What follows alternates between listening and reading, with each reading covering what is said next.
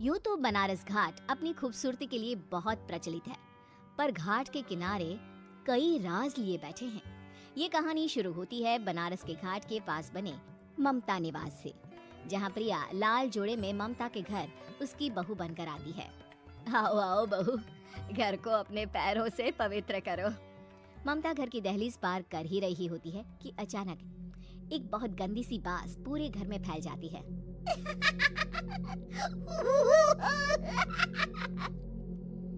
ये बदबू और ये आवाजें, ये कौन हंस रहा है माँ?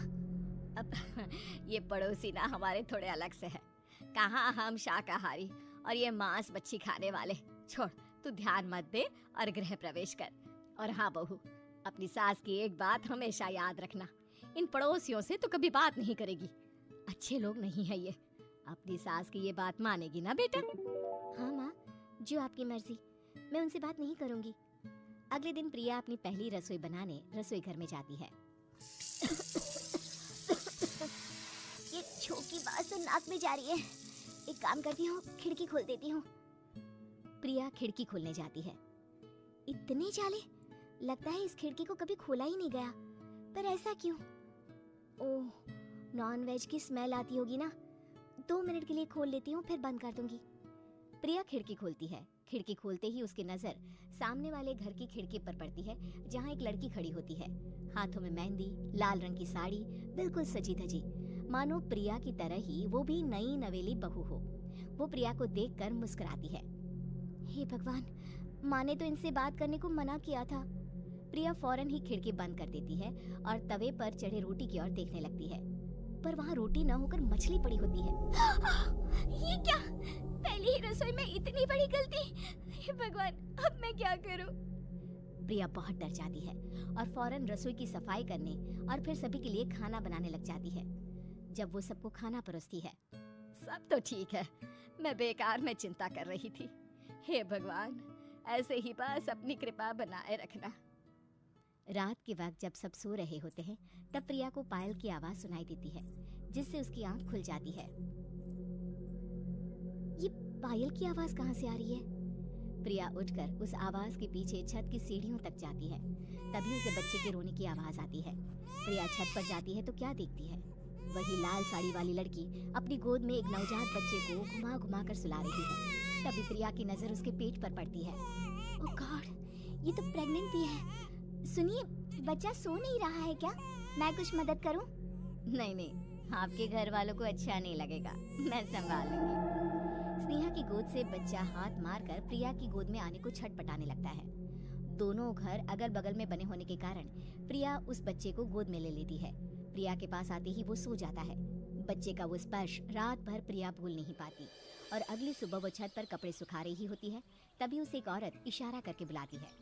स्नेहा कह रही थी बाबू तुम्हारी गोद में आते ही सो गया। मैं गौरी, स्नेहा की माँ हूँ। बहू, घर आना, बाबू को खिला भी लेना। शाम को जब घर पर कोई नहीं रहता, बच्चे से मिलने के लिए प्रिया छिपकर अपनी पड़ोसन के घर चली जाती है और कुछ देर बच्चे को खिलाकर वापस लौट आती है। इसके कुछ दिन बाद ही प्रिया को पता चलता है कि वो माँ बनने वाली है। ममता की खुशी का ठिकाना नहीं रहता।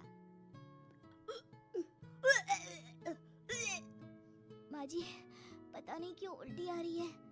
प्रिया भागती हुई वॉशरूम में जाती है तो हरे और लाल रंग की उल्टी करती है। उस उल्टी में से कीड़े निकलते हैं। ये क्या? खून और ये कीड़े! माँ! माँ! प्रिया की आवाज सुनकर ममता दौड़ कर आती है, पर बेसिन में कुछ नहीं होता। प्रिया हक्की बक्की रह जाती है। ये सब क्या हो रहा है?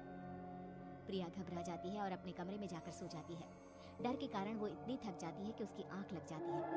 तब उसे ऐसा लगता है उसके पेट पर मानो कोई बैठा हुआ हो। कौन हो? प्रिया के पेट पर एक 5 महीने की बच्ची बैठी हुई थी, जो बुरी तरह जली हुई थी। माँ, तुम ही मुझे लाई ना अपने पेट में? मैं तुम्हारी माँ नहीं हूँ। कौन हो तुम? माँ, देखो मैं जल गई बुरी तरह से। 6 महीने पेट में रहने को भी मुझे नहीं मिला। सहला दो ना माँ। बचाओ! बचाओ! माँ! ममता दौड़कर कमरे में आती है। प्रिया की बातें सुनकर वो सब समझ जाती है। तू कहीं बगल वाले घर में तो नहीं जाकर आई ना बहू? मुझे माफ कर दो, मैं गई थी माँ। उस घर में सब मरे हुए हैं बहू। कई साल पहले स्नेहा उस घर में बहू बनकर आई थी। कुछ ही दिन में वो एक बच्चे को जन्म देने वाली थी। पूरा घर बच्चे के आने की खुशी में खोया था कि एक दिन अचानक उस घर में आग लग गई। सब बुरी तरह जलकर मर गए। गौरी आज भी दादी बनने का इंतजार कर रही है और इसीलिए स्नेहा ने अपना अजन्मा बच्चा तुम्हारी कोख में डाल दिया। ममता ये कह रही होती है कि पीछे से उसके पैरों को एक बच्चा पकड़ लेता है। दादी, दादी। माँ, स्नेहा की गोद में यही बच्चा था। ये बच्चा कौन है फिर? तेरी मौत है। तेरी भी दादी। जिस चीज का ममता को डर था वही हो गया। ममता निवास के ऊपर मौत ने चादर बिछा दी थी। प्रिया का पेट ऐसे बढ़ जाता है मानो 9 महीने का हो। 2 हाथ उसके पेट से बाहर निकलते हैं। बहू, संतोष को फोन कर, किसी पंडित जी को बुला बहू। प्रिया का पति भागता हुआ घर आता है। ये तो होना ही था माँ। तेरा पाप तेरे सामने आ गया तो तू सह नहीं पा रही है।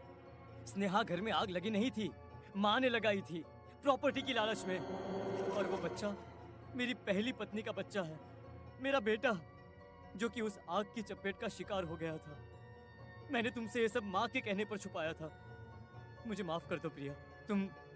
तुम अगर चाहो तो यहाँ से जा सकती हो। मैं तुम्हें किसी भी बंधन में रखना नहीं चाहता। मेरी शादी हुई है आपसे, मैं आपको छोड़ नहीं सकती, पर उससे पहले हमें स्नेहा, उसकी माँ और बच्चे की आत्मा की शांति करवानी होगी। संतोष और ममता गौरी के घर जाते हैं। अंदर सब कुछ जला हुआ होता है। जमीन पर जली हुई लाशें बिखरी हुई थी। ममता रो रो कर अपने करने की माफी गौरी से मांगती है। प्रिया स्नेहा के घर वालों का अंतिम संस्कार करवा देती है और ममता निवास फिर से आत्माओं के साए से मुक्त हो जाता है।